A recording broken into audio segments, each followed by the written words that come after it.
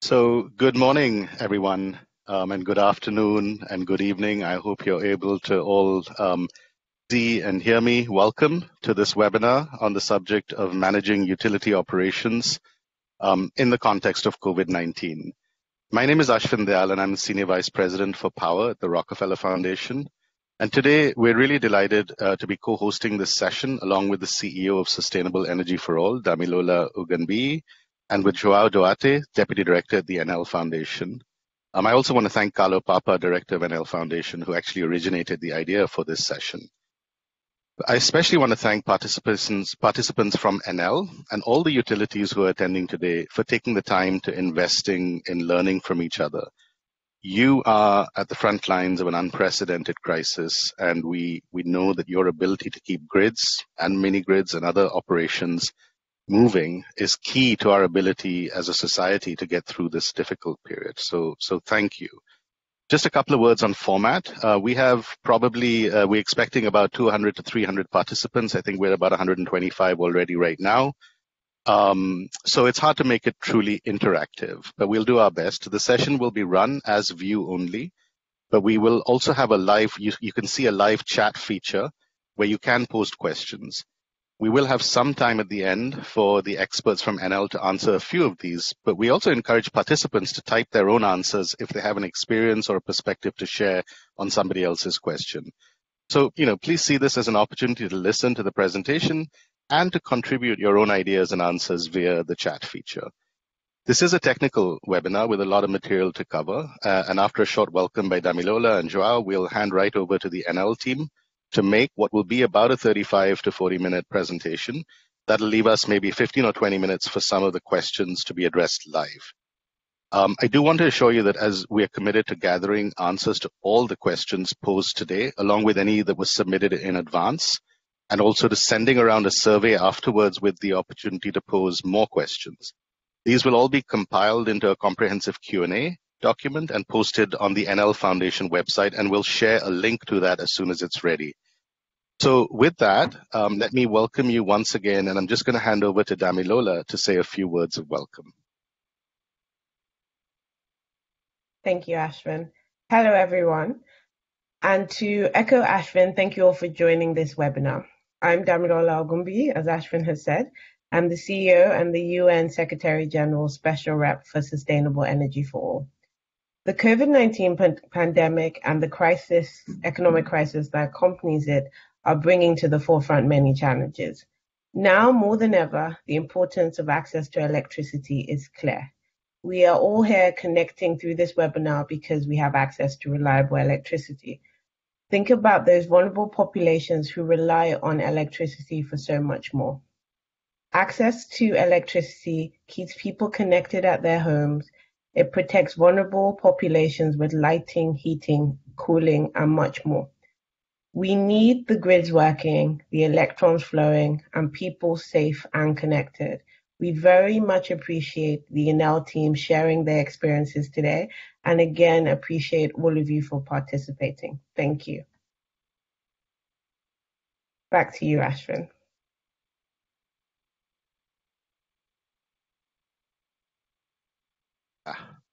I'm actually going to now welcome Joao to say a few words. Thank you, Ashwin, and thank you, Damilola. We are very proud of hosting this technical webinar alongside the Rockefeller Foundation and Sustainable Energy for All. Enel Foundation is a non-profit organization dedicated to research and education on the transition to a clean energy future.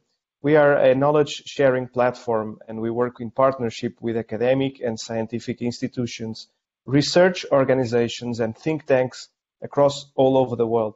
So I would like to take a minute of your attention and invite you to visit our page, www.enelfoundation.org, and follow our social media channels in Twitter and LinkedIn, where we will be posting follow-ups from today's session.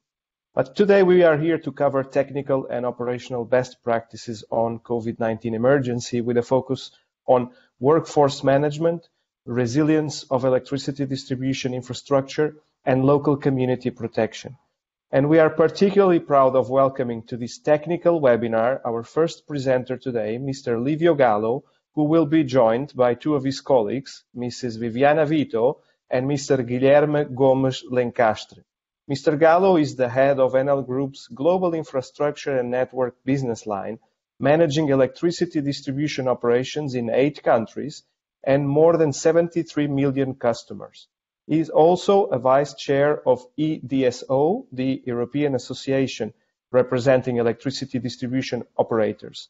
And he's joined by Mrs. Viviana Vito, speaking from Rome. She is Head of Market Studies and Strategic Analysis of the Global Infrastructure and Networks Division at Enel. And finally, joining us from Brazil is Mr. Guilherme Lencastre, who is the Head of Infrastructure Networks Brazil, overseeing electricity distribution to more than 17 million customers across 4 different states and featuring cities such as Rio de Janeiro and São Paulo. So without further ado, let's hand it to our speakers. Mr. Gallo, the floor is yours. Thank you for being with us. Grazie, Joao. First of all, thanks for this invitation. Thanks for this opportunity to present the Enel Group, our vision, our positioning as a global leader in the utility sector, and especially for presenting our actions implemented to face this COVID emergency that is spreading worldwide. The agenda, please.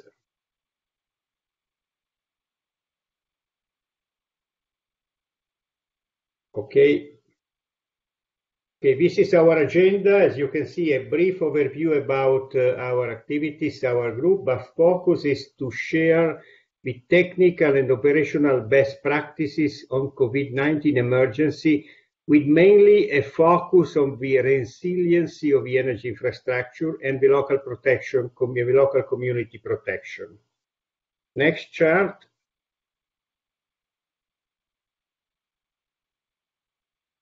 The next chart, please. Now a brief overview about our group. We hope we can get through. Next chart. Enel is an integrated utility acting in all the sectors of the energy value chain, from transmission, generation, renewable, distribution, sales, and value-added services. We are in 35 countries across 5 continents, with an installed capacity of more than 85,000 megawatts, out of which 46,000 are from renewable resources. We are the largest player of renewable resources worldwide. We distribute electricity across networks spanning approximately 2.2 million kilometers, with almost 73 million customers connected to our networks, and our global business line is the first international private network operator worldwide. We as Enel, we also supply electricity to 70 million customers in the free market. Next chart.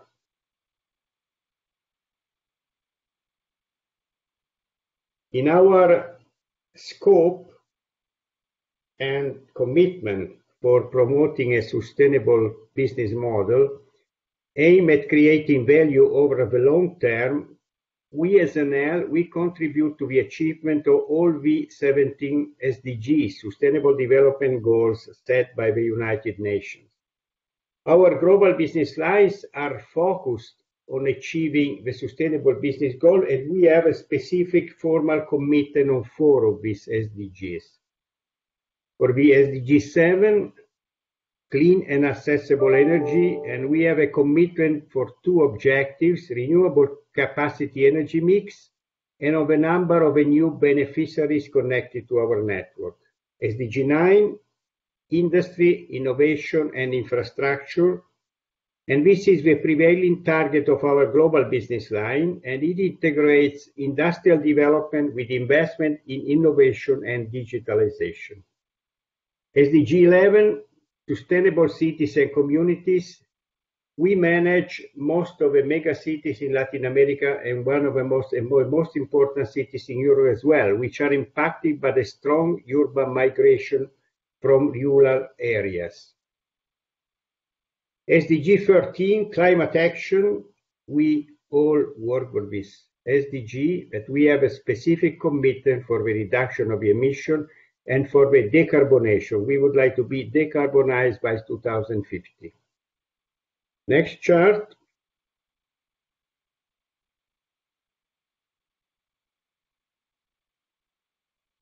Next chart. As you might know, Italy has been among the first West countries to get very hardly hit by the coronavirus, as you can see in the chart. And in order to hinder and limit the possible spread of the virus, the Italian government has ordered a series of restrictions applied first to small cities, then to regions, and eventually a complete lockdown. All schools were closed, as well as non-essential businesses. All retail businesses were suspended, with the exception of grocery stores and shops in the consumer staples sector. As you can see in the chart, we immediately reacted to the emergency at the very beginning of the crisis. First of all, setting up a global task force responsible for managing the emergency, and then implementing smart working for all the employees in Italy and then around the world. We will see details in the next chart. Thanks to our smart devices and thanks to our huge efforts we have always put in the digitalization of our business, we were able to get up to 45,000 people, more or less 45,000 people working from home, almost in zero time. As you can see, a 13 times increase compared to the picture pre-emergency. We are also minimizing the number of workers involved in site activities, and we reduced down all our operation to the essential ones. And when remote operation is not possible, the workforce has been provided with appropriate protection equipment and ad hoc safety training. And this measure has also been not imposed but recommended also to our contractors. Next chart.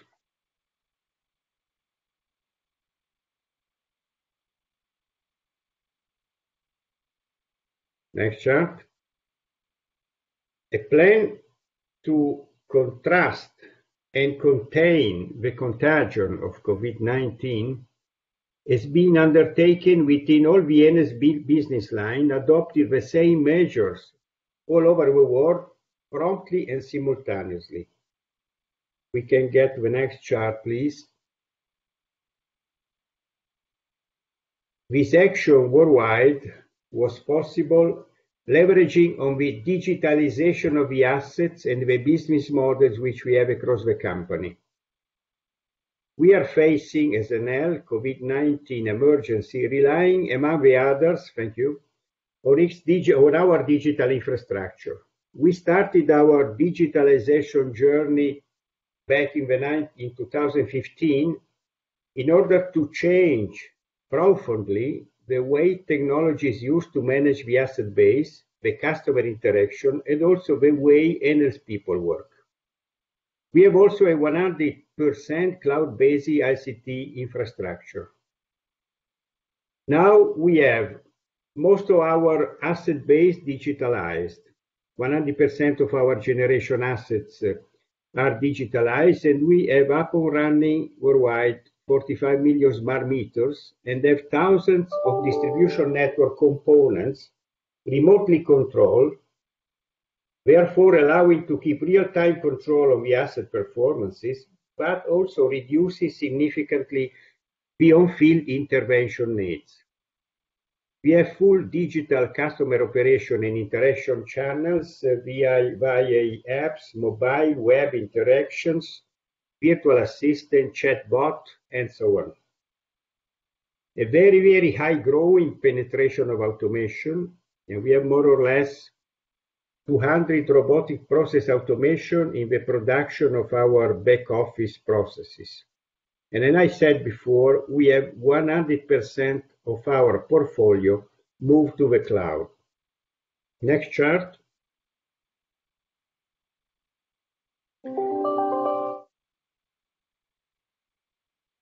We are present as infrastructure and networks in 8 countries. We have a very strong position in Italy, in the market in Italy with 85%, in Spain and in Romania.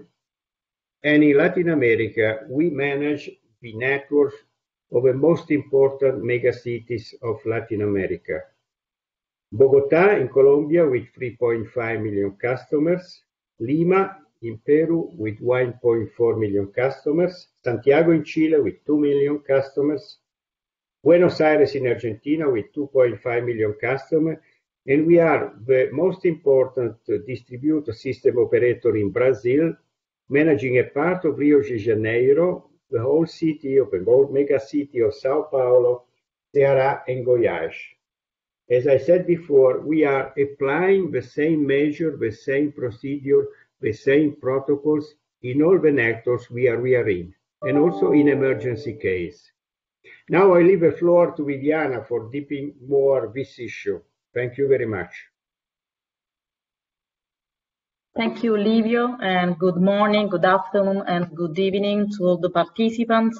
And thanks also from my side for this invitation, this opportunity to share with you our experience. So, as have you seen, Enel, the global organization of infrastructure and network, has tried since the very first moments, starting from the Italian experience that start first as a country, to organize all the global activity from the same point of view.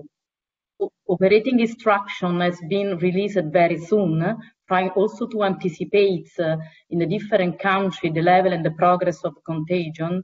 And this operating instruction had the opportunity to give criteria and protocols and to create homogeneity among all the company. Also in order to have this global task force centralized to coordinate and direct actions to be taken in different countries where the group has the presence, and also to support the dedicated local task force that are engaged as a front to manage and to face the emergency. Main attention has been given to our employee, defining risk prevention, readiness measures in order to support them. The global operating instruction is mainly based on 4 areas of intervention. So initially, first of all, the definition of standard criteria and protocols in order to align everyone on definition, what to do as first level contact case, in case of potential suspected case, in case of confirmed case. Secondly, we implement how we need to act in case of risk prevention and readiness measure. So with respect to the smart working of personnel, how to define the type of activity. Different countries could present different also way to do that, depending on which type of activity has been locally restricted due to implementation of policy measures by local authority. The available personnel that needs to be placed on activity and to remain as a front for the emergency, and the on-site and office personnel. Third, we define how to respond and to recovery, and so define all the measures for that with a detailed process definition in how to do, action to be undertaken, and specific flow chart for each type of operation. Last but not least, we also need to protect our people and personnel with specific equipments. So for sure, filtering mask, gloves, hand washing procedures, and management of the waste accordingly. Just to give you the sense as an example of what we do in case of confirmation of a potential suspicious case of contagion, initially we inform the other workers that have been first level contacts with the infected person. We temporarily close the sites for a minimum time that is required to carry sanification of the area on the site and all the suitable means. we treat all the person that had the contacts as a person that potentially suspicious case. So in particular, we ask them to dispose self-isolation for 14 days, to follow the country local health authority prescriptions according to local law, and to communicate on daily basis with us in order to let how the things are going. We reopen the sites, we restart the working activity for the people that we did not have this first level contact, so the ones that are not considered a potential infected person. And but we ask them also to follow specific procedure in order to be on alert in case of any type of symptom can happen. And we dispose monitoring of body temperature, and then when everything is coming back to normality, we reinsert the people that terminate their standard activity. So next slide, please. So we, depending on the type of activity that is considered essential or non-essential in different geography, we, by the very first moment, cancel any type of international travel very early. And we had the possibility, because we have a lot of digitalization, to remotely execute most activity also on fields, and try to minimize the number of workers that are involved on daily basis. In the end, we can consider that up to half of our personnel is smart working. Can I have the next slide, please? Also, we define for workplace specific methodology of segregation, and so we divide into small independent groups the people that manage the activity. So we try to avoid that the people use the same car, and so we organize virtual handover.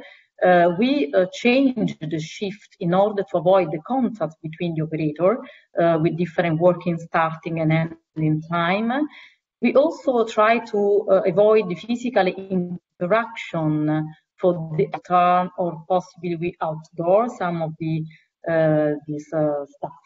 And all this creates a new way of working because the company was already in smart working as a measure since more than 2 years.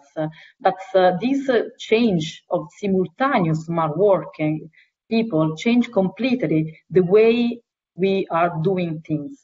And we are trying to do it, to take the opportunity to do it in a more efficient way. So we used to organize a detailed palimpsest in order to define and spread in all level of the company the activity and different units, and we try, in order to keep a social atmosphere, to set the meeting in the morning and the end of the day in order to follow up.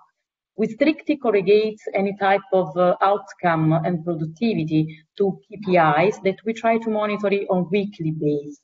We improve the use of digital tools, but among all, we have a company already principle for open power to have maximum sense of responsibility and collaboration. And we try during this experience to maximize and to amplify the sense of responsibility, to strengthen the relation network, and to find a way by which people communicating also on virtual base can be in contact for the max extent this is possible. So to try to align and the participation of everyone to the activity. Next slide, please.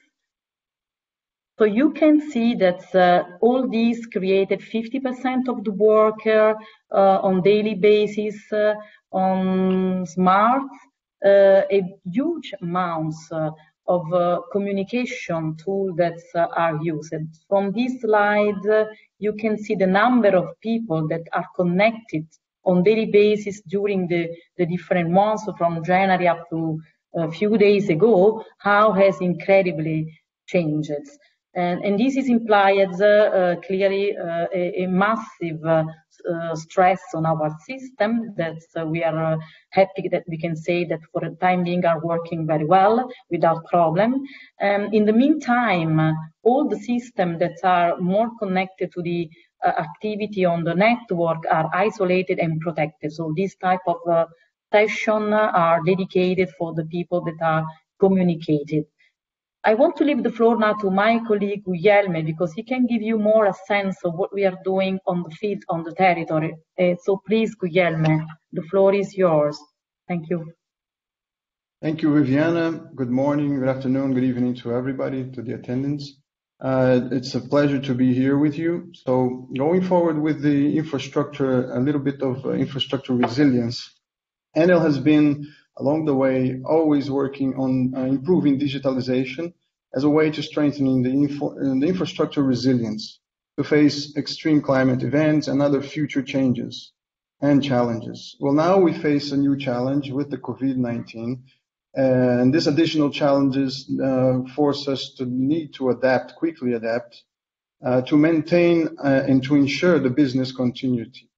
So in that sense, we should keep on providing quality of service to our end consumers, but we need to address a new risk assessment in this situation. So for this reason, we have focused on these 4 pillars that you are seeing here. And the first thing we did, as mentioned by Mr. Livio Gallo, was focus on an organization task force. The idea was to have everybody involved with reference persons from all divisions, but of course focus on health and safety, people, and improving communication, because the communications are, in this case, a very important tool. So our main goal to the continuity of our business was to run the operation maintenance site personnel with the safety prevention measures. And in this case, what we did was improve preventive measures with specific safety instructions, with improvement of PPE availability. In the case of personnel, we tried, as we said, to shift redesign, and also to have smaller groups of people working to avoid the contamination.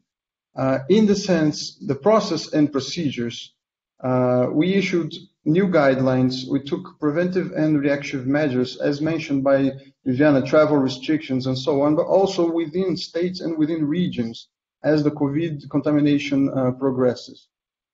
We did this in a very early stage in some Latin countries because we had the experience of Italy, so we were able to anticipate a lot in these cases. Also maximizing the smart working, which we already had as a normal practice, but of course we increased very rapidly. And we also revised our emergency plans, putting new measures, new preventions in. Going for the business continuity pillar itself, we are focusing on the heart of the operation, which are our operation centers. So we made internal and external previously working colleagues with the grids that formed a workforce as a backup for cases of emergency. So in the cases we have a higher number of contagious, we have backup people, we have backup sites that we could use, and we can talk a little bit more in the next slides. Also, what we did was take advantage of planning and anticipation. We did stress tests, which is a simulation of the emergency situations, actually simulating progressive unavailability of internal and external resources up to 50% of the workforce. So in some cases also during 14 days, in other countries less days, but we did this stress test with all the networks around the globe with the supervision of the global function. So let's go to the next slide and see some more details.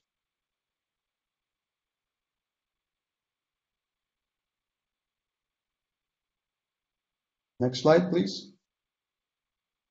So, okay, in the next slide, I hope you guys are seeing the next slide. I haven't. Oh, we are looking at how do we manage situations with a lot of workforce. In some cases, we have two major two situations that are running at this time. Some activities have been reduced, basically because we don't have the need to continue some non-core activities, such as connections and etc. In this case, you can use 50% of the workforce. So having the 50% of the workforce available, you can do shifts, or what we call A and B shifts, where you can leave during 14 days people at home, and they will be your cold reserve. And you can use the other workforce to be on field. And in this case, we also take advantage, if necessary, to do the staggered shift, where we have different groups spread in different small groups running, entering in deferred entry and exit times, so that we can also make prevention without having contacts between these small groups. And also having different paths along the same site they run. So this segregation, I think, is one of the most important things that we have been doing, and you will see how we can do this in the next slide.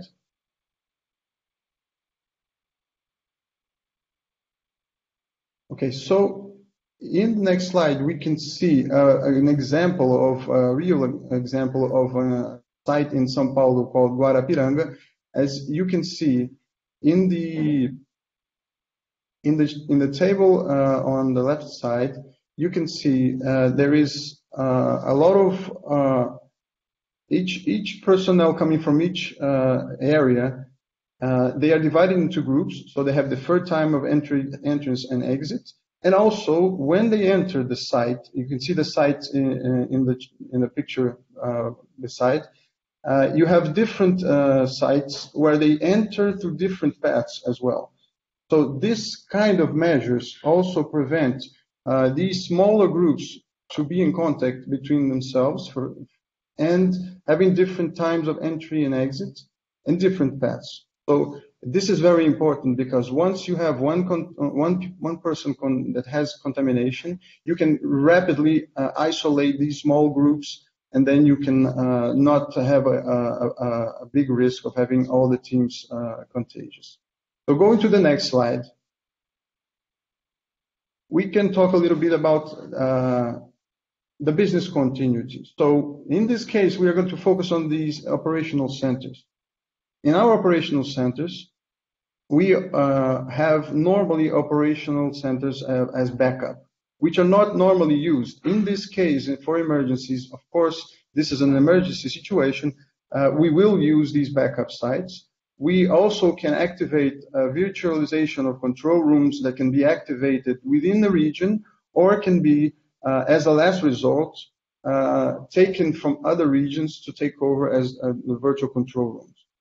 So we can use the hot reserve and cold reserve. Cold reserves is basically using backup sites and using personnel that has in the past been through the operational centers, have the experience, they can be trained, and they can be used depending on the emergency situation. So if you look on the right side, you can see also the actions that we have been planning and the measures to be taken upon the escalation of the emergency. So if you have up to 20% unavailability, you can still run as an ordinary shifting business using extra time and vacation, suspension, etc. Up to 50%, we trigger the hot reserves. And of course, we should now focus on the core activities as fault management and safety related events. And if you go to a situation of more than 50%, then we activate the cold reserve, the backup sites, and in all the situations, we of course focus on the core business. We also take advantage of some of the personnel that are not running the core activities to help in these kinds of situations. Okay, so these are some of the measures we took. We go into the next slide, and we can see also how we manage also on-field operations. So basically, we still have some important number of people that have to be on field, and we need to take care of them. So regarding all the preventions you have already heard from our colleagues, we also did a stress test using different phases of unavailability. And in these cases, the objective of these stress tests were to, of course, disseminate the operational instruction of the COVID 3046 with the segregation, small groups, shiftings, and so on. And of course, having the response and recovery measures, looking at people and the operation at the same time. So you can see the identification of cases, self-isolations. We tested all of these actions, and we monitor our contractors also, because in some parts of our businesses and our networks, we have a lot of dependency on the contractors. So this is a very important issue for us. And in some cases, we even have contractors task force where we work very closely with them. So this is a brief overview of our operation. I hand it back now to Viviana. Thank you.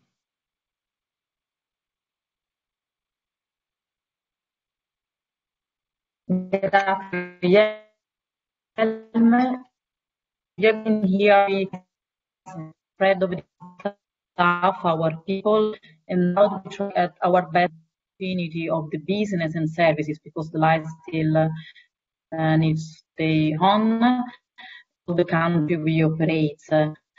We also, what we are trying to do, we do not limit to that, but we are trying to do more, to make more for the community, and directly on Luz and El Cuore, with a philanthropic measure addressing to the health sector mainly, and also of distribution. We try to support hospitals that need a new connection because they are created from zero, greenfield, or in two ways. In Italy, for example, with the free new connection. In Spain also, we, for this hospital, plan to give them free energy.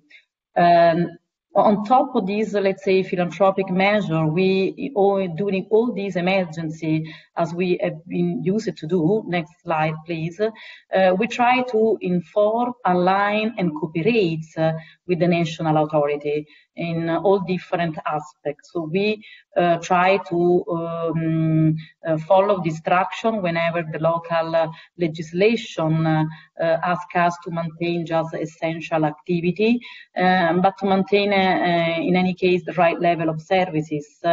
Trying to collaborate and communicate constantly with all the institutions and to have endorsement for all the measures in place. So next slide, please. So we try to cooperate with them, also with the value chain of our supplier, because we try to enrich this cooperation in order, from one side, to overcome any possible risk of lack for procurements. Also to increase the capability of global purchase for equipment for protection or other related items that need a change in terms of change of value chain, geography, distribution. But also we try with our supplier to create a joint roadmap for the post-crisis, supporting the company whenever they have problems due to the lack of activity, in terms of also potential effort they could need from our side for cash that could lack. So we try to, for example, just to anticipate some due date of the invoice of months in order to do not create any problems in terms of their collection. On the customer side, we try to not only to focus on health facility and critical infrastructure that are needed from them by default during this period, but also to find the best way to manage the commercial operation and related activity also during this emergency. For example, even if the offices are closed, the physical office, we try to amplify any type of digital and social communication channel to foster, for example, digital payments. We try to with the regulatory discussion to find the best way together with them and compromise for measures for vulnerable customers from one side, so low-income customer, or also small and medium enterprise. Also taking the capability of our smart meter system to change tariff system. For example, we implement some lowering of power component of the tariff whenever the company is not anymore using electricity because they have the activity for the time being shut down. And last, also, we have a web dark site accessibility for real-time information about emergency and any possible power cuts in order to allow customers to be in touch with us in due time in order they can have access to all the information they could need for the service. So this is what we are trying to do. I leave again the floor to Livio for conclusion. Thank you again. Thank you, Viviana. As you can realize, this pandemic, this COVID-19 emergency was and still is a major stress test for our global strategy. Our strategy has been tested by this pandemic on the technical side, technological side, on the process side, customer side, and up to now, we can say has been confirmed. Our strategy is based on 4 main pillars: futurability, grid edge transformation, innovative resilience, and customers engagement. Futurability means that the distribution system operator has a pivotal role in the energy transition because it is in the center of the market, connecting generation, renewables, aggregator, traders, retailer, customers. And we have to be flexible to play different roles and serve society in different ways, and this experience in the emergency is demonstrating it. Grid edge transformation means that we are convinced that the digitalization, the electrification, the decentralization, distributed resources and renewables are paving the way for the platformization of the energy sector. We are building up a digital model of our network, which we call network digital twin, which is a real digital model of a network. And we fill in this digital model, we live in data, and we test before in the digital model, and then if we are successful, we download it into the reality. Innovative resilience means that we have to be able to support not only the market disruptive dynamics and the extreme claim condition, but also to be able to sustain all the very fast changes of the market and whatever it can happen, as we can see in this situation. Customer engagement, new customer expectation, we are sure, will impact the evolution of the DSO model. A technology innovation must be mainly beneficial for customers, including a more active role for them. Thank you for your time and attention. We are open to every question and answer and clarification you would like to have. Grazie. Thank you very much, Livio, and thank you, Viviana and Guilherme, for this interesting presentation. We are getting a lot of questions, so I will start posing some of them to you, hoping to make the most of this time that we have available. I would start with a question for Mr. Gallo, related to what some of the topics that you mentioned about remote management. So there's a question from Taraju. Would be interesting to know what percentage of remote management is available and accessible for work from home personnel, and what percentage of network operations center locations do people need to be physically present? Okay, as far as remote management concerns, we can say that if we are talking about monitoring, talking about the capability of observation, the behavior of the networks, we have all the digital equipment in place, the smart meters as well, remote substation, remotely controlled, and it's possible to monitor most of the activities. It's possible to monitor them from home. If we are talking about the control center, we are really have the control of the operation of a network, we decided to have the possibility to control the network only from a control center. So we need to be physically present in the control center. In this respect, as Guilherme was saying before, we have the capability to virtualize. If we have a fall in a control center, or if we have a contagion in a control center, more than 50% of the people affected, we can virtualize the control center and to run the network for another control center. And we have also a call backup where we can active using a second control center, which normally is not active, and we made it available. So this is basically our way of operation. Okay, thank you very much, Mr. Gallo. I would like, so there are actually two questions related with the same subjects, Samdi, and also related to a question from Rwanda, from Armand.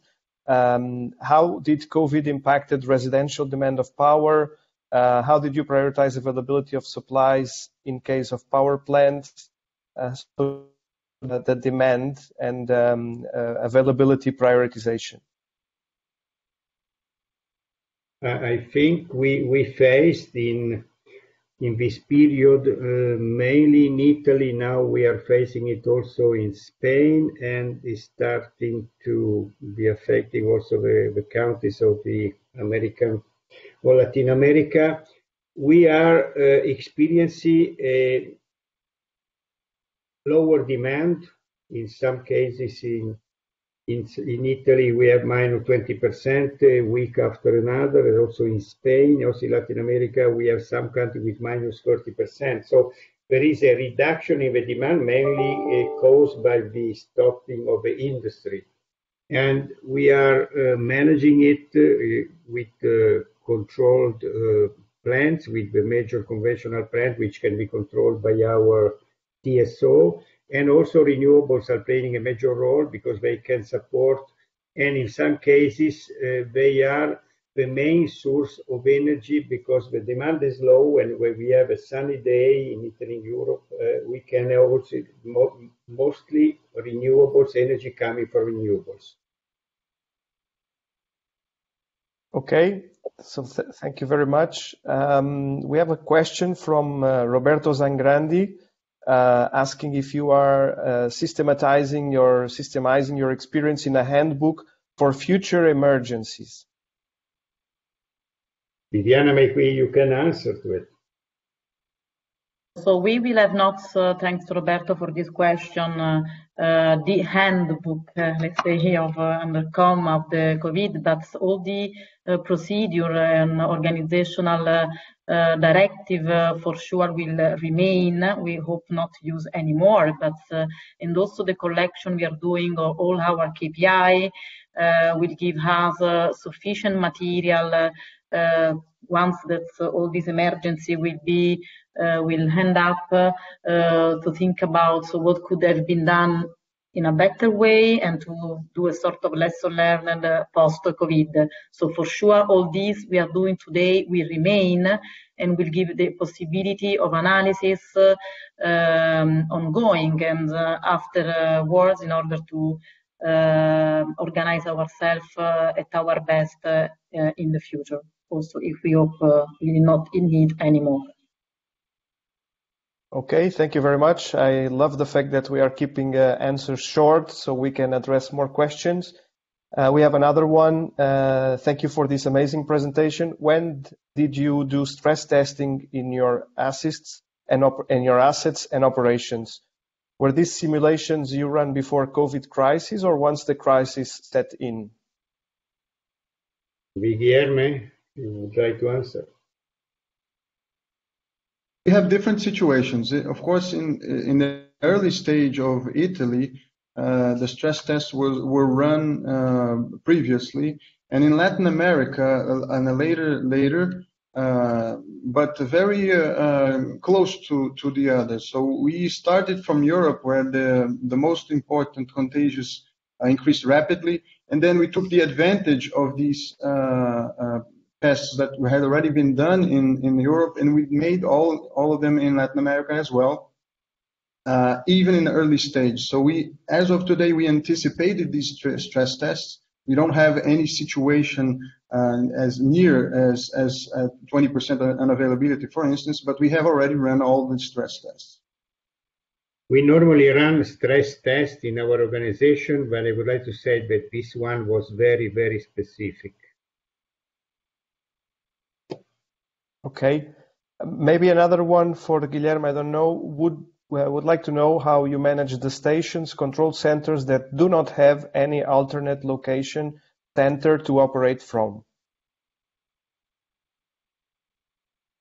Well, in these cases, as Livio was saying, the virtualization of control centers, it depends on the situation. In the case of Brazil, I will tell you what we have. We have backup sites for emergency, and in these cases, we have the capacity to transfer 100% of the control of the operations to the backup. So what we are doing at this time is if we have some difficulties in one place, we can shift to the other, and we can also use the virtualization control rooms. So this is the way we are working. As of today, during this coronavirus crisis, we are not waiting for the emergency to reach the top level.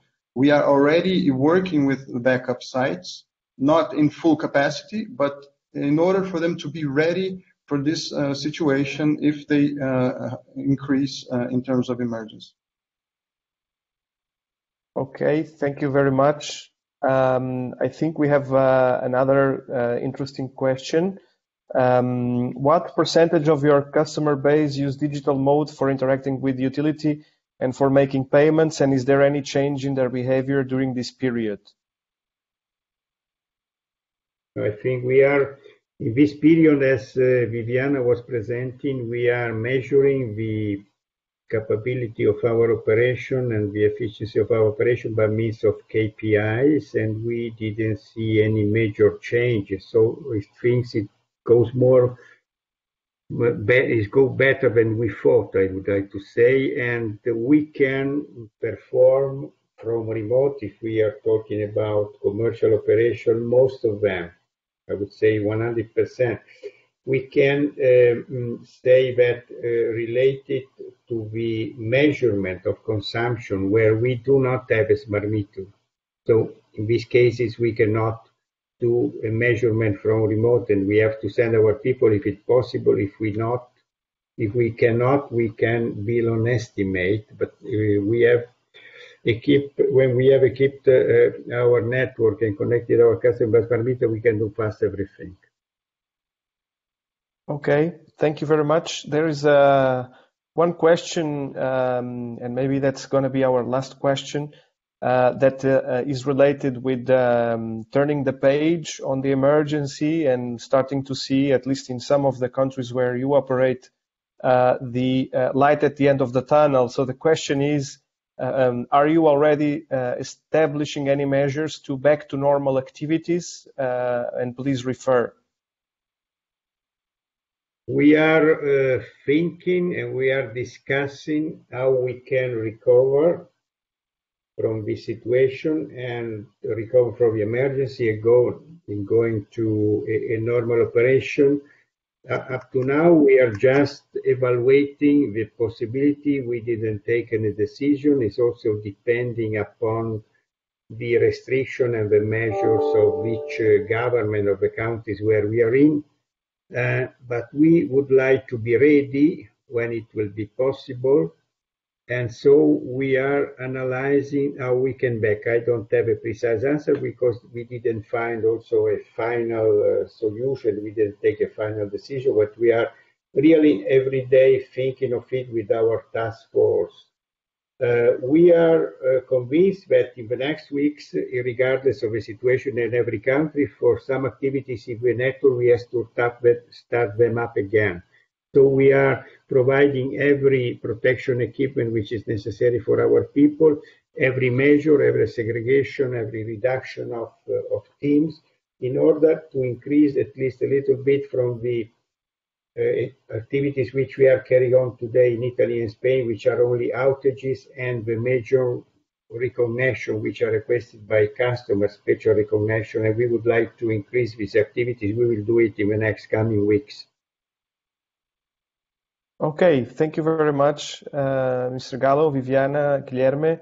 I think that wraps it up. There are more questions coming in, so before handing over to Ashwin for the conclusions, just say that we will try to address all of these questions and post a document on the Enel Foundation website with some of the answers. So please do go back to Enel Foundation website in the coming days. And Ashwin, thank you for having this, and over to you for the closing. Well, thank you everyone for those amazing questions. We had throughout the course of this hour about close to 200 people on. I want to thank the colleagues from Enel, all of you for taking the time out in the midst of this crisis to share your experiences, and for all of the participants as well.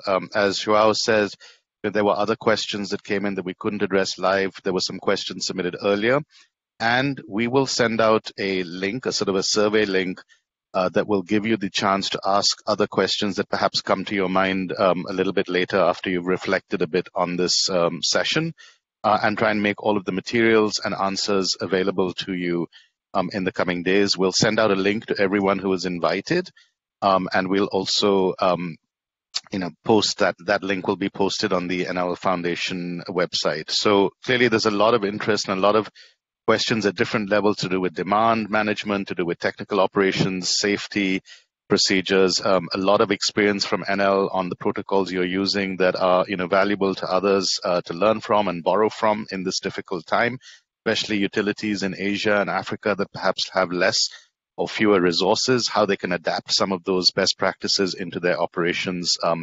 We hope to continue to be able to share that material. So thank you, everyone. I do want to just give the final word and an opportunity for Damilola to say a word of thanks as well before we end this session. So Damilola, please do step in if you're with us still. Thank you, Ashwin, and also thank the Enel team. I think that was just really informative, especially from my point of view. One of the key things I took for that is just how important the planning and the data was. The reason why I could respond so well was because the data was to hand and the planning was. So I kind of buttress what Ashwin is saying. Any tools, any templates you can make available for African or Asian utilities to be able to take from will be very important. And I'm sure, Ashwin and I, in terms of Rockefeller and SE4, will be happy to promote anything like this moving forward. Again, thank you, Enel, especially for being so honest about what you're still going through and taking the time out. And thank you for everybody for taking an hour out of their very busy schedules to be part of this webinar. Thank you, Damilola. Thank you, everyone. Stay safe, stay connected, and we hope to follow up with many of you with your questions in the days ahead. Thank you all.